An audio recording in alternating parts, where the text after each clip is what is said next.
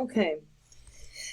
This problem involves, again, trying to find the minimum or maximum values of this function where x and y are described in this figure. And notice again we have a closed interval. So, if you look at 2x plus y, that's the function they want us to maximize or minimize, right? Or find the critical points. So, we have x, that's easy. But in order to get y in terms of x, we need to look at this as a right triangle, don't we? And this here is 12 minus x, right? If this whole thing is 12. So Pythagorean theorem tells us that y squared equals 12 minus x squared plus 6 squared, right? Which I'll call 36. So y is actually the square root of this, isn't it? So z equals 2x plus this, which I'm going to say 12 minus x squared plus 36, all to the 1/2, which is a square root. So let's take the first derivative. We'll take the first derivative, and it is 2 for that piece, plus, we have to go outer function first, 1/2 times this, parentheses, to the negative 1/2, right? And now, I guess chain rule, we have to do the inside. So the inside is times 2 times this 12 minus x to the first power times the derivative of the inside, which is minus 1, right? Plus 36. The derivative of 36 is 0. Alright, let's see what we have.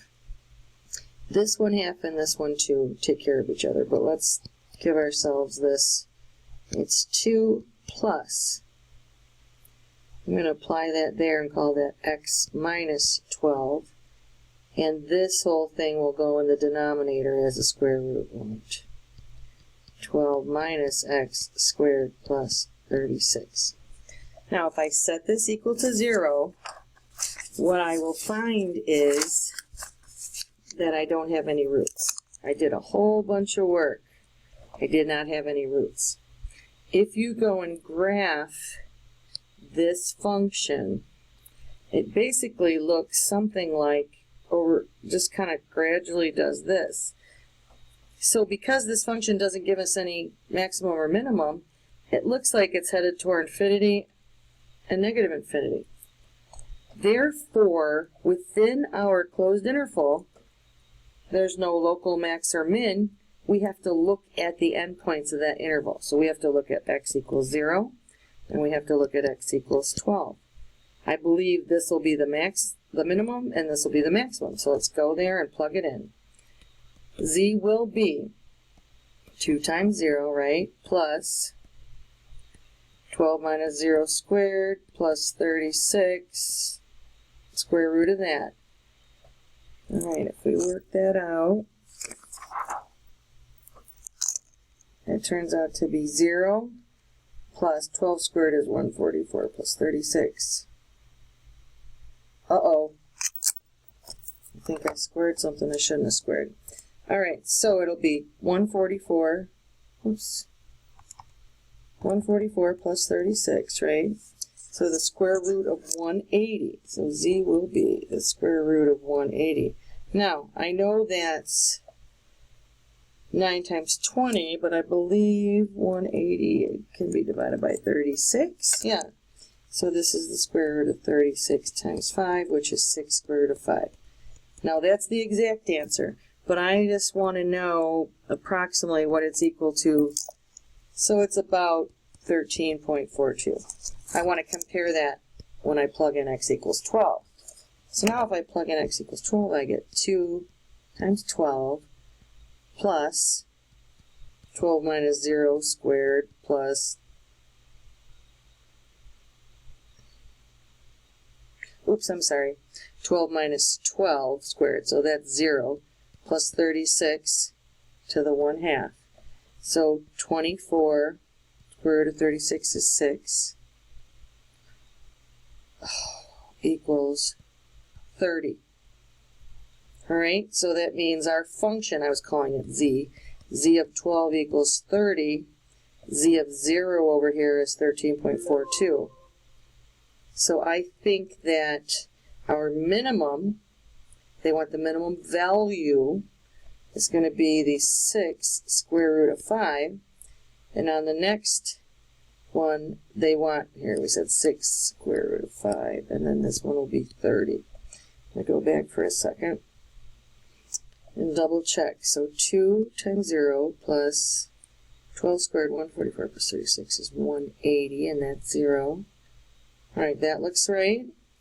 Just double check it. 2 times 12, that's 0 because 12 times 12, 12 minus 12, 36 square root is 6. That looks okay. So here's our minimum value, here's our maximum value. Alright, moving on. Find the coordinates of a point on this parabola, right, where, there we go, that is closest to the point 3, 0. So let's draw ourselves a sketch. I can easily sketch this parabola 0, 0, 1, 1, negative 1, 1, 2, 4. So the parabola looks like this. Oops, looks like this, right? And we want to know from this point 3, 0 to some point on the parabola, we don't know what it is. I'm going to call it x, y. What is the distance? Well, let's use our distance formula. The distance formula says, and I'm going to just square it, not going to take the square root, it's x1 minus x2 squared plus y1 minus y2 squared is d squared. Right? Well, I can actually minimize the distance by minimizing d squared. That's easily enough. So if I take my distance squared and I take the first derivative, it's going to be 2x minus 3. Derivative of the inside is just 1. Now, one thing I want to point out is y is actually x squared. We can substitute that in so we have the same function. So this thing here, x squared squared, right, is x to the 4. So this will be plus 4x to the third. So here's my first derivative. I'm going to write it as 4x to the third, and I'll distribute this, plus 2x minus 6. If I set that equal to 0, I sit there and I go, oh no, I have an x to the third. But if you look, you're going to go, okay, 4 plus 2 is 6 minus 6. Well, for x equals 1, that derivative is 0. We call that by inspection. So let's figure out if this is one of our solutions, if we can find some others. So if x equals 1 as a solution, the factor that we would get if we tried to factor it would be x minus 1. So we're going to use long division to factor the x minus 1 out of this. So remember, when you do long division, you have to have placeholders if you're missing one of the exponents. Like here, we have no x to the second power, so I'm going to put 0x squared plus 2x minus 6. So I'm going to compare this to this and say, what do I have to multiply x by to get it to be 4x to the third? That'll be 4x squared. Now multiply through. 4x squared times x is 4x to the third. 4x squared times negative 1 is negative 4. Then I subtract this quantity. Well, I'm subtracting a negative 4x. That's like adding. So this is positive 4x squared. Bring down the 2x. Okay. What do I have to multiply x by to get 4x squared? 4x, right? That's 4x squared, and then minus 4x, subtracting the quantity. 2x minus a negative 4x gives me 6x. These always zero out, and if they didn't, it's because you did it wrong. Or not you, but we made a mistake. All right, what do I multiply x by to get 6x? It's going to be plus 6. That'll be 6x minus 6 with a remainder of 0. That remainder of 0 tells us that this is indeed a factor of the original polynomial. So we have x minus 1, 4x squared plus 4x plus 6 equals 0. Alright, this one I could pull out a 2 and I'll get 2x squared plus 2x plus 6. Alright, we could divide both.